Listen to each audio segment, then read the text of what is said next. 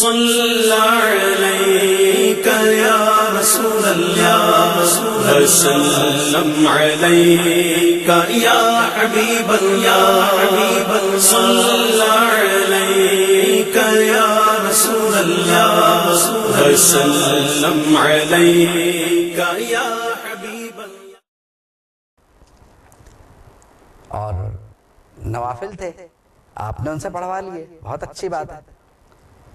لیکن جب انہوں نے پوچھا کہ آپ نے کیوں نہیں پڑھے تو آپ نے کہا میں نے تو آپ لوگوں سے کہا تھا۔ تو اس سے ایک بات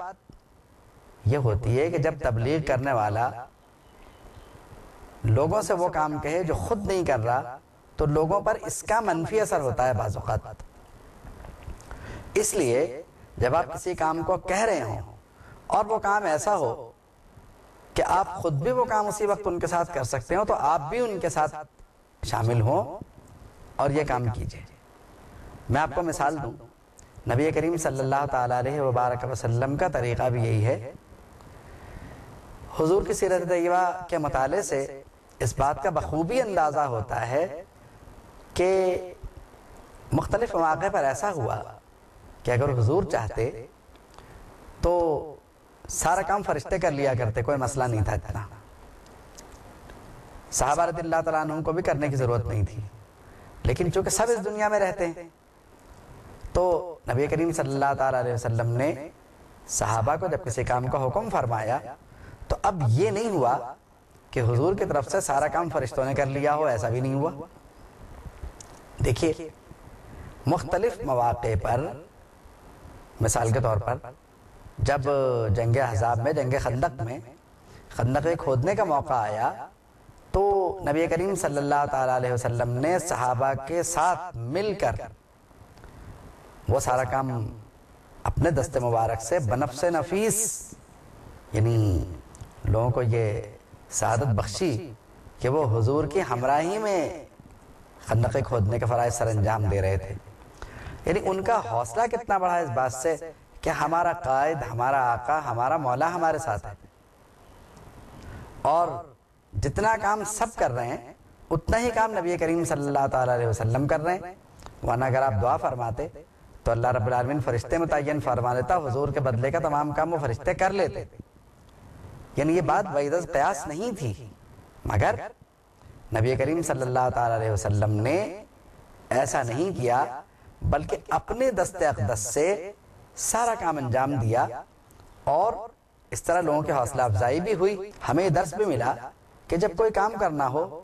تو پھر اس میں جو بڑا ہے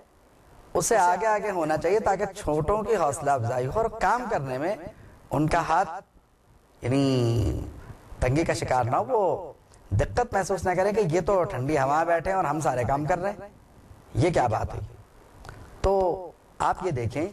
کہ جب بھی کبھی کوئی ایسا موقع آیا تو حضور نبی کریم صلی اللہ تعالیٰ علیہ وسلم اگرچہ یعنی سب سے عرفہ و اعلیٰ ہیں، اس میں تو کوئی شک نہیں ہے، اگر مگر کی بھی گنجائش نہیں ہے اس میں، لیکن آپ نے عام لوگوں کے ساتھ مل کر اور عام لوگوں کے ساتھ زندگی گزار کر یہ بتا دیا کہ بڑوں کو زندگی کس طرح گزارنی چاہیے۔ یعنی آپ کا انداز تربیت یہ تھا کہ آپ نے چھوٹے اور بڑے دونوں کی تفریق کو باقی رکھتے ہوئے دونوں کی تربیت فرمائی۔ تو اب چونکہ حضور نے دونوں کی تربیت فرمائی، تربیت کا انداز یہی تھا کہ جب بڑے کوئی کام انجام دیں اور چھوٹے ان کو دیکھیں تو چھوٹے پیچھے نہیں رہتے بلکہ وہ اپنے بڑوں سے آگے آگے کام کرنے کی کوشش کرتے ہیں۔ پھر یہ کہ نبی کریم صلی اللہ تعالیٰ علیہ وسلم سے لوگوں کو چونکہ ایک محبت ہے، اب حضور جب کام کریں گے تو صحابہ جو کہ حضور کی صحبت سے فیض پا رہے ہیں اور حضور کی صحبت سے تربیت پا رہے ہیں، وہ کب پیچھے رہیں گے، کیونکہ انہیں تو یہ گوارا نہیں ہے کہ حضور اپنے دست مبارک سے بھاری پتھر اٹھائیں، اس لیے ان حضرات کی کوشش یہ ہوگی کہ یہ معاملات جلدی ختم ہو جائیں۔ تو اب اگر کوئی عالم دین اپنے لوگوں کو نصیحت کریں کہ وہ نماز پڑھیں اور اتنی رکعتیں پڑھیں، اگر وہ پابند کر رہے ہیں تو پھر کچھ نہ کچھ وہ خود بھی پڑھ لیں ان کے ساتھ مل کر، تاکہ لوگوں کو یہ ہو کہ بھئی یہ بھی پڑھ رہے ہیں اور پھر بعد میں جو ہے بے شک اگر وہ خود میں اس بات کی طاقت نہیں پا رہے یا وہ بیمار ہیں یا کوئی ایسی بات ہے تو بتا دیں، مگر یہ جو طرز عمل ہے کہ صاحب میں نے آپ کو تو آمادہ کر دیا تھا نا اس بات پر، یہ مناسب نہیں ہے۔ ہو سکتا ہے کہ اپنے بے تکلف دوستوں میں یہ بات بہت اچھی ہو کہ میں نے تم کو آمادہ کر دیا تھا، میں نے نہیں کیا تو کیا ہوا، جو تم نے کیا تم سب کا انفرادی ثواب مجھے بھی مل گیا، تو اس میں تو شک نہیں ہے کہ نیک کام کی طرف رہنمائی کرنے والے کو جو ثواب ہے وہ نیکی کرنے والے کے برابر کا ہوتا ہے، لیکن نیکی کرنے والا بھی یعنی نیکی کی طرف آمادہ کرنے والا اگر اسی نیکی کو خود بھی کر لے تو اس کا ثواب دگنا ہو جائے گا، یہ بات بھی غلط نہیں۔ تو اس لیے اگر انہوں نے ان کو 100 رکعتوں کے بارے میں کہا تھا تو خود 20 ہی پڑھ لیتے، کم سے کم اتنا تو ہوتا کہ انہوں نے کچھ تو کیا ہے۔ پھر یہ بھی کہہ رہے تھے کہ بھئی بات تو اتنی ہے لیکن جس میں جتنی قوت ہو اتنی پڑھ لے۔ تو اب فائدہ کیا ہوا؟ انہوں نے پڑھنے کے بعد یہ کہہ دیا ہم سے تو آپ نے 100 پڑھنے میں کہا تھا، ہم نے تو پڑھ لیا، آپ نے تو پڑھی ہی نہیں، تو آپ کو انہوں نے کہہ کے سنا دیا۔ تو اب ایسے منہ پھٹ لوگ بھی ہوا کرتے ہیں کہ کر تو لیتے ہیں لیکن کرنے کے بعد وہ بتا دیتے ہیں کہ بھائی اگر اتنا ہی تھا تو آپ نے کیوں نہیں کیا۔ تو بہرحال ہوتا ہے، مختلف اوقات کی مختلف صورتیں ہوتی ہیں، اور جس نے جو بات کی اس گفتگو کا مطلب اسے خود پتا ہے، لیکن باہر طور ہر چیز میں احتیاط بہت اچھی ہوا کرتی ہے، اور احتیاط کا دامن ہاتھ سے میرے خیال چھوٹنا نہیں چاہیے۔ تو خاص کر عالم کو اور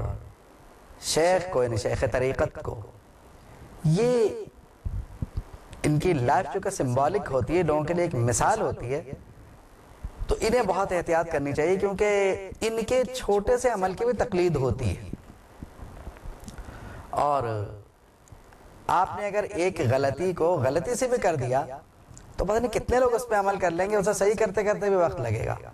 تو کوشش یہی ہونی چاہیے کہ ہم سے ایسے کوئی غلطی نہ ہو جو لوگ جب لوگوں میں وہ غلطی جائے تو لوگ اسے ہی یعنی جیسے کہنا چاہیے کہ علامت بنا لیں اور اسی پہ عمل کرنے لگے۔ تو اگرچہ ہو سکتا ہے وہ غلطی چونکہ غلطی سے ہوئی ہے تو اس لیے ہم پر اس کا مواخذہ تو نہیں ہے، مگر بہرحال غلطی تو غلطی ہے۔ پھر جب لوگوں کو یہ پتہ چلے گا کہ فلاں شیخ یا فلاں عالم یہ کرتے تھے تو لوگ جو ہیں وہ اس کو مثال بنائیں گے اور یہ کہیں گے لو ان کو اتنا بھی نہیں معلوم تھا، حالانکہ وہ غلطی سے ہو جاتا ہے، ایسا بھی نہیں ہے۔ اس کی مثال یوں لے لیجئے کہ اگر ایک امام حالت نماز میں ہے، اب اس سے کوئی ایسا سہون کوئی چیز رہ جاتی ہے، ہو جاتا ہے معاملہ کچھ، تو سجدہ سہو کرتا ہے وہ۔ تو اب ایسے میں یہ کہنا کہ صاحب امام صاحب کو کیا یہ بات نہیں معلوم تھی؟ تو انسان ہے، بعض اوقات ہو جاتا ہے، نہیں معلوم ہوتا، اور بعض اوقات یہ ہوتا ہے کہ مساجد میں اگر امام سے کوئی معمولی سی غلطی بھی ہو جائے تو سارے مقتدی چیخنے لگتے ہیں کہ نماز نہیں ہوئی، نہیں ہوئی، بالکل نہیں ہوئی۔ صلی علیک یا رسول اللہ وسلم علیک یا حبیب اللہ، صلی